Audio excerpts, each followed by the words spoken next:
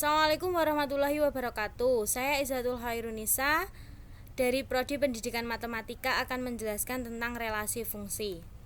Materi yang akan kita bahas yaitu relasi fungsi, operasi fungsi, komposisi fungsi, fungsi inverse, inverse komposisi fungsi, dan yang terakhir macam-macam fungsi.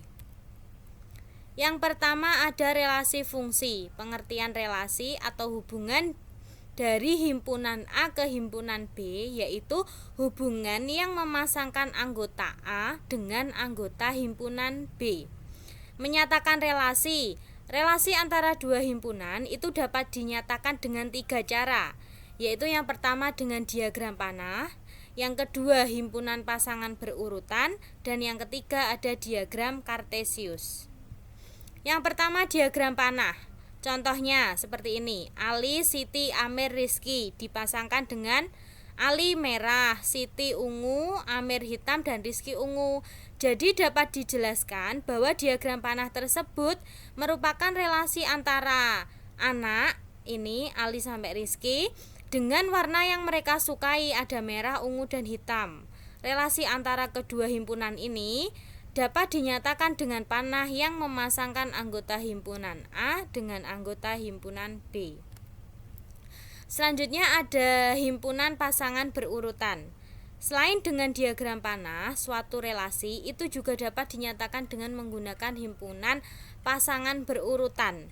Caranya dengan memasangkan himpunan A dengan himpunan B secara berurutan. Contohnya, tadi kan seperti ini, Ali merah, Siti ungu, dan lain sebagainya. Lah kalau pakai himpunan pasangan berurutan itu Ali menyukai warna merah, Siti menyukai warna ungu, Amir menyukai warna hitam, dan Rizky menyukai warna ungu. Dari uraian di atas dapat kita menyatakan relasi dengan himpunan pasang berurutannya langsung saja, Ali merah, Siti ungu, Amir hitam, Rizky ungu. Jadi relasi antara himpunan A dengan himpunan B dinyatakan sebagai himpunan pasangan berurutan. Seperti ini XY, dengan X itu anggota A, anak tadi, dan Y itu anggota B, warna tadi. Selanjutnya yang ketiga ada diagram Kartesius. Menyatakan relasi antara dua himpunan dari pasangan berurutan yang kemudian dituliskan dalam bentuk titik-titik. Contohnya relasi anak dengan warna kesukaannya. Contohnya masih sama. Himpunan A tadi ada Ali sampai Rizky, himpunan B ada warnanya. Lah, diagram Kartesiusnya seperti ini. Dipasangkan Ali merah, Siti ungu, Amir hitam, dan Rizky ungu. Selanjutnya yang B ada fungsi atau pemetaan. Merupakan relasi dari himpunan A ke himpunan B jika setiap anggota himpunan A itu berpasangkan tepat satu dengan anggota himpunan B. Kalau relasi kan boleh double, kalau fungsi nggak boleh, harus tepat satu dengan anggota himpunan B. Semua anggota himpunan A atau daerah asalnya namanya domain. Semua daerah anggota himpunan B atau daerah kawannya namanya kodomain. Dan hasil dari pemetaannya itu namanya ring. Contohnya seperti ini. A-nya ada 1, 2, 3, B-nya ada 1, 2, 3, 4. 1 pasangan sama 2, 2 pasangan sama 3, 3 pasangan sama 4. Lah ini sedangkan 3 dipasangkan sama 3 nggak boleh, soalnya nggak boleh double. Jadi bolehnya hanya tepat 1 di anggota B. Jadi domainnya adalah yang A, 1, 2, 3. Kodomainnya ada yang B ini, 1, 2, 3, 4. Dan ringnya itu hanya yang hasilnya 2, 3, 4. Suatu fungsi itu dapat digunakan dalam bentuk f(x) sedemikian hingga f(x). Selanjutnya ada operasi pada fungsi. Jika ada dua fungsi, misalnya ada f(x) dan g(x), maka yang pertama ada penjumlahan f(x) plus g(x). Contohnya f(x)-nya 2x min 3 dan g(x)-nya 4 min x. Berarti penjumlahannya ya tinggal menjumlahkan saja. 2x min 3 ditambah 4 min x. Nanti dikelompokkan yang sejenis. 2x min x itu x dan min 3 plus 4 itu plus 1. Begitupun dengan pengurangan, tinggal ganti saja tandanya. Untuk perkalian juga sama, tinggal mengganti saja tandanya dengan kali.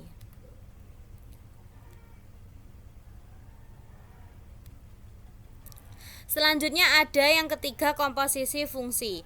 Komposisi fungsi f itu dan g dituliskan dengan f komposisi g. Seperti ini gambarnya. Contohnya, jika fx 2x min 5 dan gx-nya 3x plus 1, tentukan f komposisi gx dan g komposisi fx. F gx, f-nya tadi kan 2x min 5, jadi x-nya itu diganti dengan gx 3x plus 1, jadi tinggal mengalihkan terus dikurangi 5, hasilnya seperti ini. Begitupun dengan g komposisi fx juga, g fx pakai yang 3x plus 1, lah x-nya itu diganti yang punyanya fx 2x min 5, nanti hasilnya 6x min 14. Selanjutnya ada fungsi inverse. Inverse dari fungsi f ditulis f pangkat min 1, seperti ini bacanya f inverse, merupakan kebalikan fungsi f. Contoh, tentukan rumus fungsi inverse dari fx x kuadrat plus 3. Penyelesaian seperti ini. Dimisalkan y-nya x kuadrat plus 3. Berarti y min 3 sama dengan x kuadrat. Akar y min 3 sama dengan x. Ketemu x-nya akar y min 3. Lah y-nya diganti x. Jadi fungsi inverse-nya akar x min 3.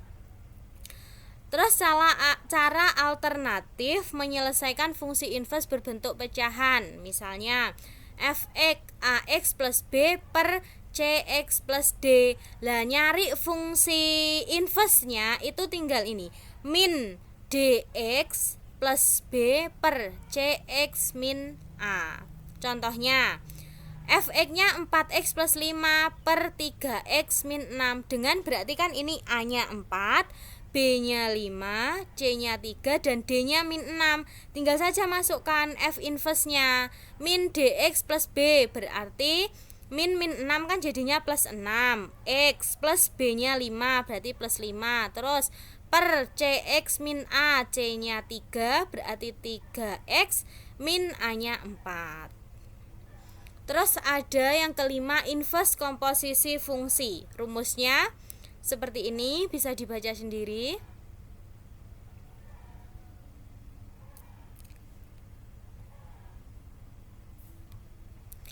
Kemudian langsung saja ke contoh soal. Diketahui fx 2x plus 3 per x min 5 dengan gx-nya 3x plus 1. Rumus g komposisi f inverse x-nya berapa? Langsung saja, g fx-nya berapa? Ini dimasukkan, 2x plus 3 per x min 5 plus 1. Ini kan pakai ini, gx 3x plus 1. Lah x-nya ini diganti dengan 2x plus 3 per x min 5. Nanti langsung hasilnya 7x plus 4 per x min 5.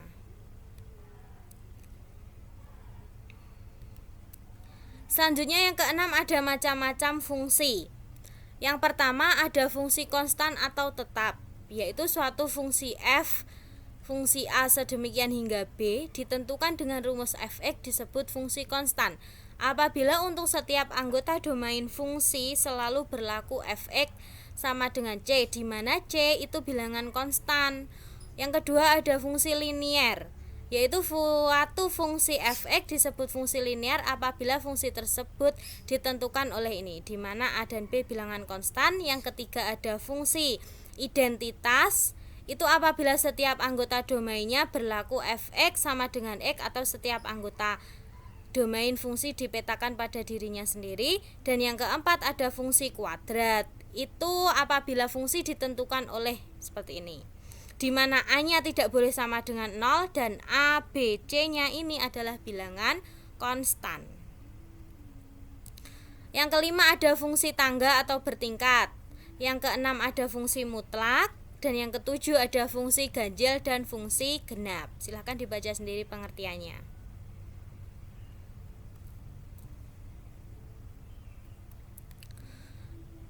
Sekian penjelasan dari saya, semoga bermanfaat. Wassalamualaikum warahmatullahi wabarakatuh.